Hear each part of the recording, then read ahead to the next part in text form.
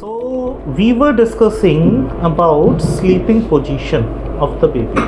Sleeping position जो बच्चे की रहनी चाहिए वो मदर के साइड में रहनी चाहिए। बच्चे को हमें सीधा लिटाना है, उल्टा नहीं लिटाना है, जिसको हम टमी टाइम बोलते हैं। बहुत बार बच्चा रो रहा होता है तो जैसे ही हम बच्चे को उल्टा लिटाते हैं बच्चा कंफर्टेबल हो जाता है एंड हमें ये फीडबैक मिलता है कि बच्चे को उल्टा लिटाने पर बहुत बेनिफिट होता है। सडन इन्फेंट डेथ सिंड्रोम करके एक बीमारी होती है जो कि 99% केसेस में बच्चे को उल्टा लिटाने की वजह से होती है।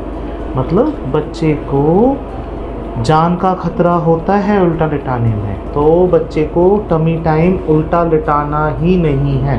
मदर के साइड में लिटाना है, क्रिब में नहीं लिटाना है from very first hour of life. Sideways लिटाना चाहिए या नहीं तो वो भी हमें अवॉइड, बट उल्टा तो डेफिनेटली। नहलाना बच्चे को यूजुअली हमें अवॉइड करना है फर्स्ट वीक में। सेकेंड वीक से बच्चे को नहला सकते हैं। फर्स्ट वीक में बच्चे की स्किन डेवलप हो रही होती है तो वो वाइट मोम जैसा जो मटेरियल है बच्चे की बॉडी पर जो लगा हुआ, it gives them protection against infection. दूसरा एक बहुत इम्पॉर्टेंट थ्योरी है एंड फैक्ट भी है, बच्चे की स्किन पर गुड बैक्टीरिया का कॉलोनाइजेशन। तो please avoid using antiseptics in first week. इससे गुड बैक्टीरिया का कॉलोनाइजेशन कम होता है और बच्चों को फ्यूचर में एलर्जी होने का रिस्क बढ़ जाता है। छोटी छोटी चीज़ें हैं बट आप ये देखिए कितने इम्पॉर्टेंट पॉइंट्स हैं कि हमारे बच्चे को कभी डॉक्टर की आवश्यकता ही नहीं पड़ेगी, हम इतने छोटी छोटी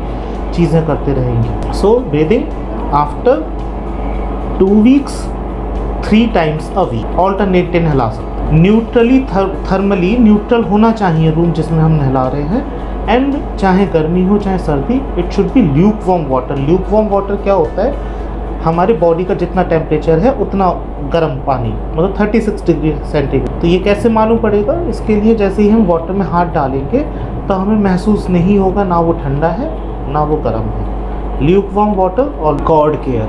बच्चे की जो आमन नाल जो क्लिप बटन होता है उसकी केयर कैसे करनी है, सिंपल, उसको हमें यूरिन कंटामिनेशन से बचाना है, मतलब डाइपर से बाहर रखना है, नैपी से बाहर रखना है, उसे हमेशा सूखा हुआ रखना है। यूजुअली ये 5वें से 7वें दिन फॉल हो जाती है, उसके बाद वहाँ से हल्का सा वाइट येलोइश या रेडिश फ्लूइड आ सकता है, उसे जस्ट वाइप कर छोड़ दें। उस पर स्प्रिट, बीटाडीन या कोई एंटीसेप्टिक लगाने की आवश्यकता नहीं है।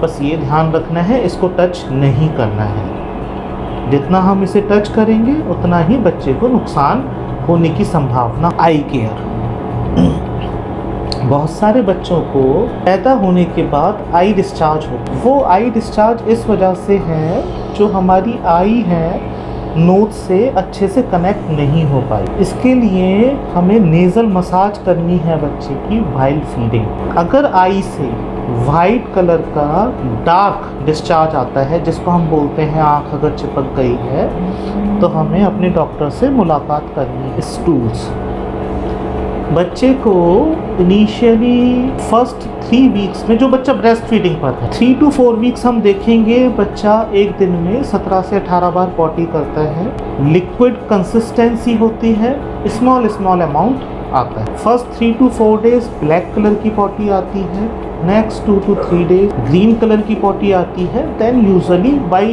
The end of 7th day, by the end of 1 week वो येलो कलर हो जाए। तो एक दिन में 17-18 बार पॉटी करना नॉर्मल होता है। वो 10 यूजुअली आफ्टर 1 मंथ आप देखेंगे बच्चा 3 दिन 4 दिन में एक बार पॉटी करता है, इट इज़ अगेन नॉर्मल। तो 5 दिन में एक बार पॉटी करना और एक दिन में 18 बार पॉटी करना दोनों नॉर्मल है। यूरिन, यूजुअली बच्चा हर घंटे यूरिन पास करता है। अगर बच्चे ने 3 से 4 घंटे तक यूरिन नहीं किया तो इसका रीज़न है बच्चे को फीड एडिक्वेट नहीं मिल पा रहा है। 3 to 4 आवर्स अगर बच्चे ने यूरिन नहीं किया है और बच्चे की उम्र 1 महीने से कम है तुरंत अपने डॉक्टर से मिलें। 1 महीने से 6 महीने के बीच में अगर बच्चे ने पिछले 6 घंटे में पेशाब नहीं किया है इमीडिएटली डॉक्टर से मिलना है। पैटर्न पैदा होने के बाद फर्स्ट 10 डेज बच्चे का वेट लॉस होता है, वो यूजुअली 10%, 7 to 10% होता है। उसके बाद वो वेट गेन करना स्टार्ट कर दे। By the end of 1 month का यूजुअली बर्थ वेट से 750 से 1 किलो, 750 ग्राम से 1 किलो के आसपास वेट गेन हो। तो ये हमें ध्यान रखना है कि वेट लॉस भी होता है एंड वेट गेन अगर प्रॉपर नहीं हो रहा है तो हमें intervention. Common problems in neonate, vaginal discharge in female child normal होता है, चाहे वो वाइट कलर का हो चाहे वो रेड कलर का हो। इसके अलावा ब्रेस्ट एनलार्जमेंट, चाहे वो लड़का हो चाहे वो लड़की हो, उनके जो ब्रेस्ट है वो बड़े हो सकते हैं और हो सकता है उनसे मिल्क भी आ जाए। इट इज़ नॉर्मल और इसको दबाने की आवश्यकता नहीं है या इस पर कोई क्रीम पाउडर लगाने की आवश्यकता नहीं होती है, ये धीरे धीरे अपने आप। नेज़ल ब्लॉकेज, नाक का बंद होना, ये फिजियोलॉजिकल होता है एंड यूजुअली आपका 3-4 डेज़ के बाद स्टार्ट हो जाता है। रेनी सीज़न एंड ठंड के सीज़न में ये ज़्यादा कॉमन। इसको प्रिवेंट करने का कोई तरीका नहीं है।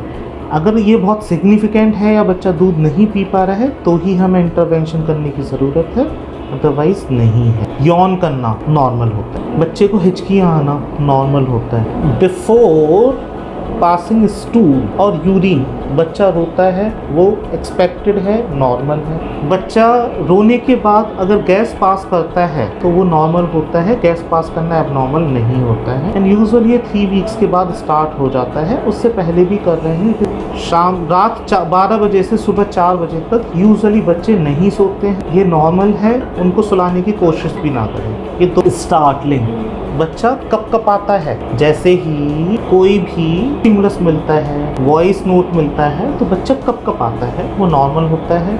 लिप्स का टम्बलिंग होना वो भी नॉर्मल। पीरियोडिक ब्रीदिंग, बहुत बार पेरेंट्स को लगता है बच्चा तेज तेज सांस ले रहा है फिर नॉर्मली कम सांस लेने लगता है, ये भी नॉर्मल। तो उसमें कभी भी आपको कोई ऑब्जेक्शन लगता है कि बच्चा तेज सांस ले रहा है, एक वीडियो बना लीजिए और अगर बच्चा तेज सांस ले रहा है और बच्चे के हाथ पैर नीले, ये वार्निंग साइन है, इमीडिएटली अपने डॉक्टर के पास जाना है। फीवर, यूजुअली नियोनेट में फीवर नहीं आता है क्योंकि हम उनको फीवर क्रिएट करने की ताकत नहीं होती। तो बच्चों में टेम्परेचर का बढ़ना, नियोनेट में 1 महीने से छोटे बच्चे में टेम्परेचर का बढ़ना हमें बताता है बच्चे को ओवर रैप। रेयर केसेस में, रेयर तो नहीं बट लेस कॉमन, ये इन्फेक्शन की वजह से। बच्चों में कुछ स्क्रीनिंग करना जरूरी होता है। स्क्रीनिंग मतलब अंदरूनी बनावटी नुक्स बच्चे में जो हों और वो हमें ना पता चले हों, वो पता करना ज़रूरी होता है, जिसको उन्हें हम अर्लीस्ट ट्रीट कर सकते। इसके बारे में भी हम नेक्स्ट मीटिंग में डिस्कशन करेंगे। न्यूबॉर्न केयर के बारे में आप लोगों के जो भी क्वेश्चंस हैं उनको मैं आंसर करना चाहूँगा। Please ask your questions. I have a question. My baby actually initially the doctor को आते थे तो he said कि initially jaundice होना baby को normal, like jaundice होना हो जाता है। And when I was in hospital for 3 days, they keep on checking the jaundice. But अभी हम लोग visit करते हैं, हमारा next follow up है तो 1 हफ्ते बाद। So how can I check whether the child has jaundice or not? Do we have any symptoms for that? So we have to track कर। बच्चे को, सभी बच्चों को जॉन्डिस होता ही है एंड यूजुअली डे 3 से 2 वीक्स के बीच में वो रहता है। अगर डे 3 से पहले बच्चा येलो लग रहा है, ये आप मिस नहीं कर सकते हैं। बच्चा एकदम पीला लगने लगेगा, आप आंखें पीली हो जाएंगी। अब वो कोई मिस करे ऐसा थोड़ा सा अनलाइकली पॉसिबल है। अब बच्चे को अगर 2 डेज से पहले जॉन्डिस हो रहा है तो वो एबनॉर्मल होता है, या 2 वीक्स के बाद जॉन्डिस है वो भी अब 2 डेज टू 2 वीक्स के बीच में जो जॉन्डिस है उसमें 99% में बच्चे को एडमिशन की आवश्यकता नहीं होती है।